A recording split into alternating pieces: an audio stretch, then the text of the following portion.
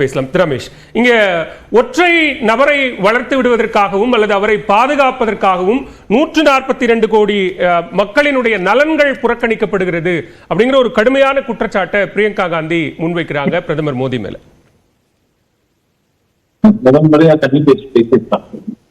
எல்லாமே அவங்களுடைய பேச்சுல நிச்சயமா ஒரு ஆளும் கட்சியாக இல்லாத பட்சத்துல அவங்க எதிர்கட்சியாக அவங்க ஆளும் கட்சி மீது குற்றச்சாட்டுகளை வைக்க போறாங்க அப்படிங்கறது எதிர்பார்க்குது.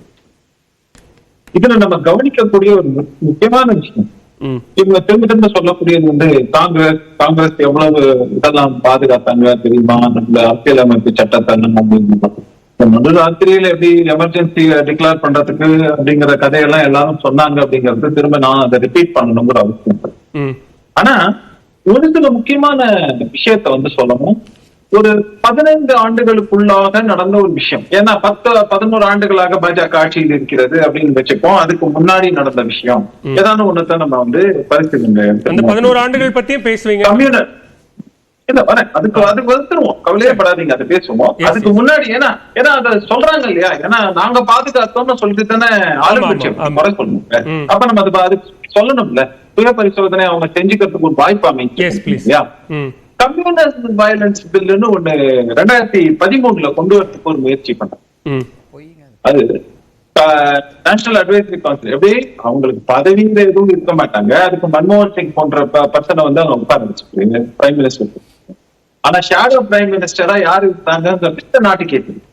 அப்படி இருக்கும்போது இந்த கம்யூனல் வயலன்ஸ் பில் அவங்க கொண்டு வந்த அந்த டிராஃப்ட்ல ஒரு விஷயம் சொல்லப்பட்டது என்னன்னா,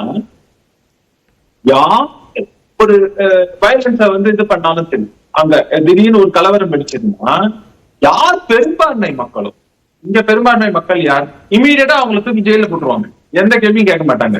இப்படியாக இவங்க சொல்லக்கூடியதுதான், நாங்க சிறுபான்மை பாதுகாவலர்கள்னு சொல்றது ஒண்ணு, அதுக்காக நீங்க அமைதியாக இருந்தால் கூட, நீங்க பெரும்பான்மையாக இருந்தால் கூட, முதல்ல நீங்க சும்மாவே அடிவாங்கன்னா கூட இந்த கலவரத்தை அடக்கிறோம் அப்படின்னு அவங்க சொன்னாங்கன்னா முதல்ல உங்களை வீட்டுல இருந்து எடுத்துட்டு போய் போட்டு ஜெயிலுக்குள்ள போட்டுருவாங்கன்ற மாதிரியான ஒரு நிலைமையான ஒரு மிக மிக பயங்கரமான பெரும்பான்மை மக்களுக்கு எதிரான ஒரு இதை சட்டத்தை கொண்டு வருவதற்கான முயற்சியில் காங்கிரசார் ஈடுபட்டனர் மறுக்க முடியுமான்னு. அதே நேரத்துல ரெண்டாவது முக்கியமான விஷயம், நீங்க ஆர்டிகல் 75 எல்லாத்தையுமே இப்போ கூட நான் சொல்றேன், திரும்பவும் சொல்றேன், இதுல பாஜகவோ மற்ற கட்சிகளோ எந்த கட்சி வேணா ஆட்சிக்கு வந்தாலும் சரி, இவங்க ஒருத்தருக்கு ஃபேவர் பண்றத பண்றாங்கன்னா மக்கள் பார்த்து கொண்டு இருக்க மாட்டார்கள்ங்கிறதையும் நம்ம ஞாபகம் வச்சோம். எந்த காரணத்திற்காக அவங்க காங்கிரஸ் வீட்டுக்கு அமைச்சாங்களோ, நாளைக்கு பாஜக இப்படியான ஒரு தவறை செய்யுமா? ஏன்னா பல முறை தொடர்ந்து காங்கிரஸ் ஆட்சியில இருந்திருக்கு, நேரு ஆட்சி காலம் பார்த்தோம், இந்த மாதிரி தொடர்ந்து எல்லாத்தையும் சொன்னாங்க. ஆனா அதே மாதிரியான ஒரு நிலை ஏற்பட்டால் இன்னைக்கு காங்கிரஸ்க்கு ஏற்பட்ட நிலை நாளைக்கு பாஜகவுக்கு ஏற்படாதுன்னு என்ன நிச்சயம் இருக்குங்கிற ஒரு கேள்வி இல்லையா? இவங்க சும்மா போற போக்குல செய்து கொண்டு போக முடியாதுங்கிறதும் இல்ல. அவங்க திரு பாலச்சந்திரன் கூட அதை கேட்டாரு, ஸ்பெசிஃபை பண்ணி இஷ்யூ பேஸ்டா ஸ்பெசிஃபை பண்ணி சில கேள்விகள் கேட்கப்படுது. அந்த கேள்விகள் இந்திய அரசமைப்பு சட்டத்திற்கு எதிரானதா இல்லையா அப்படிங்கிற நேரடியான கேள்விகளுக்கு ஏன் பதில் வர மாட்டேங்குது அப்படின்னு கேட்கிறாங்க. நான் திரும்பவும் கேட்கக்கூடிய விவகாரங்கள் நேரடியா ஏன் பதில் வரமாட்டேங்குது அப்படின்னாக்க, அவங்க என்ன திரும்ப எதிர்த்து இது எதுதான் இப்போ அரசியல்ல ஒரு பிரச்சனை எப்படி இருக்குன்னாக்க, இப்ப நானோ பாலச்சந்திரன் சாரோ நாங்கெல்லாம் ரெண்டு பக்கத்தையும் ஒரு பார்வையை எடுத்து வைக்கிறோம்னு வச்சுக்கோங்களேன். அதுல எனக்கான ஒரு கோணத்துல இருந்து சொன்னா கூட நான் மக்கள் நலன் கருதி பேசுவேன், பாலச்சந்திரன் சாரும் அதே மாதிரி வைப்பாரு, அரசியல் கட்சிகள் அவங்கவுங்க தரப்புல இருந்து ஒரு பார்வையை வைப்பாங்கன்னு வச்சுக்கோங்க. ஆனா நீங்க நேர்ந்து வரும்போது அவங்க எப்பவுமே எந்த கட்சிகளாக இருந்தாலும் என்ன வச்சிருக்காங்கன்னா, நீங்க பதில் சொல்லுங்க, நீங்க ஆட்சியில இருக்கீங்க. உடனே ஆளுங்கட்சி என்ன சொல்றாங்கன்னா, நீங்க ஆட்சியில இருந்தப்போ என்ன பண்ணீங்க? இந்த மாதிரியான ஒரு பூனை மற்றும் எலிக்கான இந்த விளையாட்டுங்கிற மாதிரி மாறி மாறி குற்றம் சொல்வதிலேயே தான் இருக்காங்க. தமிழ்நாட்டிலேயும் நம்ம தொடர்ந்து பாக்குறோம் இந்த விஷயங்களை எல்லாம் அப்படிங்கறதும் இருக்கு. இப்ப என்ன சொல்லுவாங்க, நீங்க ஜெயலலிதா அம்மையார் அந்த ஆட்சி காலத்துல ரமேஷ் சேதுராமன் எப்படி இது எப்படி ஒரு கூட்டு பொறுப்பு இல்ல கேள்விதான், இது எப்படி ஒரு கூட்டு பொறுப்பு எல்லாருக்கும் இருக்கும்போது திமுக ரமேஷ் நீங்க சொல்றதன் அடிப்படையில தான் என்னுடைய கேள்வி. நீங்க சொல்றீங்க திரு பாலச்சந்திரனும் அது குறித்து கவலைப்படுகிறார், நானும் கவலைப்படுகிறேன் அப்படின்னா இது எல்லாருக்குமான ஒரு கூட்டு பொறுப்பு இந்திய அரசியலமைப்பு சட்டத்தை பாதுகாப்பது என்பது. இதுல ரெண்டு கட்சிகள் தரப்புல அப்படியான குற்றச்சாட்டுகள் இருக்கு அப்படின்னா நீங்க அந்த கம்யூனல் வயலன்ஸ் ஆக்ட் பத்தி குறிப்பிடும் போது இப்போ இருக்கக்கூடிய பிரச்சனைகள் சுட்டிக்காட்டப்படுகிற இந்திய அரசியலமைப்பு சட்டத்திற்கு எதிரான நிலைப்பாட்டை பாஜக கடந்த 10 ஆண்டுகள்ல எடுத்திருக்கு அப்படின்னு பட்டியலிடும் போது அது தொடர்பாகவும் சில கருத்துக்களை உங்ககிட்ட எதிர்பார்க்கிறேன். இல்ல இப்ப நீங்க முற்றிலும் அரசியல் அமைப்பிற்கு எதிராக ஒரு விஷயத்தை செய்யறாங்கன்னா எதிர்கட்சிகள் என்ன பண்றாங்க, நேரா நீதிமன்றத்தை நோக்கி போறாங்க. நீதிமன்றத்துல ஏதாவது ஒரு அதுக்கு கண்டனம் தெரிவிச்சாங்கன்னா உடனே என்ன சொல்றாங்க, குட்டு வைக்கப்பட்டதுன்னு சொல்றாங்க. சோ அதுல செக் அண்ட் பேலன்ஸ் இருக்குன்னு சொல்றீங்க. ஆனா நீங்கள் சொல்லக்கூடிய ஒவ்வொரு குற்றச்சாட்டையும் உங்களுக்கு எதிராக ஒரு விஷயம் வந்ததுன்னா அதற்கு வேறு மாதிரியான முலாம் பூசப்படுகிறது.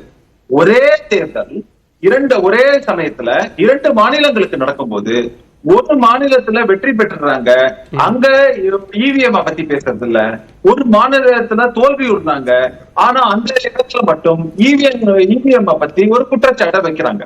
சோ தொடர்ந்து இவர்கள் வைக்கக்கூடிய இரட்டை நிலைப்பாடுங்கிறது இதுலயே தெளிவாகுது. ஒவ்வொரு விஷயத்திலும் இதைத்தான் செய்து கொண்டிருக்கிறார்கள் தான். இப்ப நான் என்ன கேட்கிறேன், தமிழ்நாட்டுல பாஜக ஒரு சில இடங்கள்ல தோல்வி அடைஞ்சா அங்க வாக்காளர் பட்டியல்லே பிரச்சனை இருக்கு அப்படின்னு சொல்றது இல்லையா? ஆமா, வாக்காளர் பட்டியலுக்கு திரும்பவும் சொல்லக்கூடிய விஷயம் தான் அது. அவங்க சொல்றாங்க அப்படின்னாக்கா அதுல பாஜகவின் தவறும் இருக்கிறது. ஏன்னா உங்களுக்கு போதிய அவகாசம் இருந்த போது நீங்க அதை வெரிஃபை பண்ணலங்கிற ஒரு கேள்வியை நம்ம முன் வச்சோமா இல்லையா? அப்போ ஏன்னா அங்க ஒரு வாய்ப்பு இருந்தது உங்களுக்கு, அதை நீங்க வெரிஃபை பண்றதுக்கு ஒரு பீரியடும் வாய்ப்பும் அதை முறையா செய்வதற்கான இருந்தது. உங்களுக்கு அதுக்கான போதிய அவகாசம் கொடுக்கப்பட்ட போதும் நீங்கள் செய்யவில்லை என்றால் அந்த தவறு உங்கள்கிட்ட இருக்கு. தேர்தலுக்கு அப்புறம் அந்த ரிசல்ட் நீங்க சொல்றீங்க, ஆனா தேர்தலுக்கு முன்னாடி அதை சரி செய்வதற்கோ அந்த வாய்ஸ் அந்த ஒப்பீனியனை வாய்ஸ் பண்ணிருக்கிறதுக்கோ பண்ணிருக்கலாம்ங்கிறதும் ஒரு விஷயம் இருக்கு. அதனால திரும்பவும் சொல்லக்கூடியது அதை மட்டும்தான் ஜஸ்டிஃபை பண்ணுங்கிறது இல்ல. இவர்கள் தரப்பில இருந்து கோட்டை விட்ட விஷயங்களும் இருக்குங்கும் போது நம்ம அதை சொல்லித்தானே. ஓகே, முதற்கட்ட பார்வை எடுத்துக்கிறேன் திரு ரமேஷ். நம்ம தொடர்ந்து பேசலாம். திரு சரவணன், இங்க இன்றைக்கு பேசிய முக்கியமான தலைவர்கள்ல திமுக சார்பில் திரு டி.ஆர். பாலுவும் ஒருவர். இந்திய அரசியலமைப்பு சட்டம் முன்வைக்கக்கூடிய பாகுபாடு அல்லது மிக முக்கியமான கும்பல் வன்முறை இதெல்லாம் அரசியலமைப்பு சட்டத்திற்கு எதிரான ஒரு விஷயம், அது சமூக நீதியையும் சம உரிமையையும் சீர்குலைக்கக்கூடிய விஷயங்களாக இருக்கு அப்படிங்கிறாரு. அப்படி என்ன நடந்தது? இல்ல, அதுக்கு முன்னாடி இந்த 75வது அரசியலமைப்பு துவங்கப்பட்ட இந்த சமயத்தில் திமுகவின் தொண்டனாக இருப்பதில் ஒரு மிகப்பெரிய பெருமிதம் அடைகிறேன். ஏன்னு பார்த்தீங்கன்னா கடந்த 10 வருடங்களாக 10.5 வருடங்களாக இந்த அரசியலமைப்பு சட்டத்திற்கு விடுக்கப்பட்ட சவால்கள் அதை பார்த்தீங்கன்னா அதை முழு மூச்சோடு தொடர்ந்து எதிர்த்து வந்து கொண்டிருக்கக்கூடிய ஒரே இயக்கம் இந்தியாவிலேயே எதுன்னு பார்த்தீங்கன்னா திமுக தான். தொடர்ந்து பாஜகவுடைய இந்த சட்டங்களை, அவர்கள் கொண்டு வந்திருக்கக்கூடிய சட்டங்களை, அவர்களுடைய நடைமுறைகளை எல்லாவற்றையுமே துணிந்து எதிர்த்து வந்திருக்கக்கூடிய ஒரே தலைவர் இந்தியாவில் இருக்காருன்னா ஒரே தலைவர் யார் அவர் அப்படின்னா தமிழ்நாட்டுடைய முதல்வர் திரு மு க ஸ்டாலின் அவர்கள். வேற யாரும் பாஜக செய்திருக்கக்கூடிய இந்த சிதைவுகளை, நம்முடைய அரசியல் சாசன சட்டத்தில் ஏற்பட்டிருக்கக்கூடிய சிதைவுகளை யாரும் இந்த அளவிற்கு யாரும் கேள்வி கேட்கல.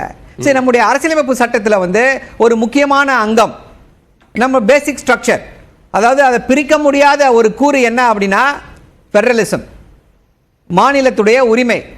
இந்த மாநில உரிமைகளுக்காக இந்தியாவில் பேரறிஞர் அண்ணாவிற்கு பிறகு ஒரு ஒன்றிய அரசிடம் இப்படி போராடி பல விஷயங்களை சாதித்து காட்டியிருக்கக்கூடியவர் யார்னா தமிழ்நாட்டுடைய முதல்வர் திமுக.